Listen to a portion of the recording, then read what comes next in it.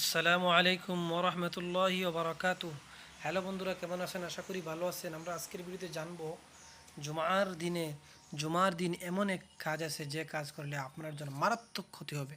ভুলেও জুমার দিন এই মারাত্মক ভুলটি কখনোই করবেন না, কারণ এই একটি ভুলের কারণে আপনার জুমার অনেক বড় ফজিলত থেকে আপনি বঞ্চিত হয়ে যাবেন। কারণ জুমার দিন যেভাবে আপনার জন্য অতীব গুরুত্বপূর্ণ ফজিলতপূর্ণ জুমার দিন, এইভাবে জুমার দিন এমন কিছু কাজ আছে যেগুলো আপনার জন্য করা মোটেও আদৌ ঠিক না, এবং কিছু কিছু কাজ আছে যে কাজগুলো আপনি করলে আল্লাহ তাআলার কাছে অনেক উচ্চ মর্যাদা লাভ করবেন।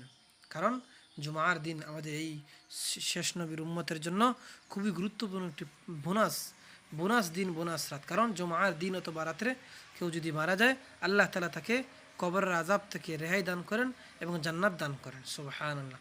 দেখুন জুমার দিনে কত ফজিলত রয়েছে। এই জুমার দিনে বেশি বেশি এই জুমার দিন বেশি বেশি দুরূদ শরীফ পাঠ করা। এই জুমার দিনে আপনি কি করবেন? উত্তম পোশাক পরিধান করবেন। এই জুমার দিনে আপনি কি করবেন? উত্তম পোশাক পরিধান করবেন। জুমার দিন বেশি বেশি দুরূদ শরীফ পাঠ করবেন এবং জুমার দিন জুমার নামাজ বেশি বেশি নফল নামাজ পড়বেন, জিকির আজকার করবেন। এবং জুমার দিন আপনি জুমার দিন আসরের পর থেকে মাগরিবের আগ পর্যন্ত এমন একটা সময় আছে যেই সময় আপনি দোয়া করলে আল্লাহ তাআলা অতি দ্রুত আপনার দোয়াটি কবুল করে নেবেন, যদি আপনি হালাল খাদ্য খান। তাহলে জুমার দিনের অতি অনেক ফজিলত, কারণ জুমার দিনেই এই পৃথিবী সৃষ্টি হয়েছে এবং জুমার দিনেই এই পৃথিবী ধ্বংস হবে।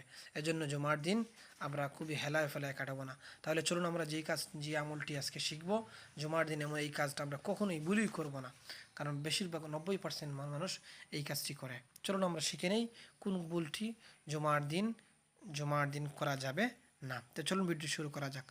খুতবার সময় কথা বলা নিষেধ, এই কাজটা ইবনে আব্বাস রাদিয়াল্লাহু তাআলা আনহু থেকে বর্ণিত।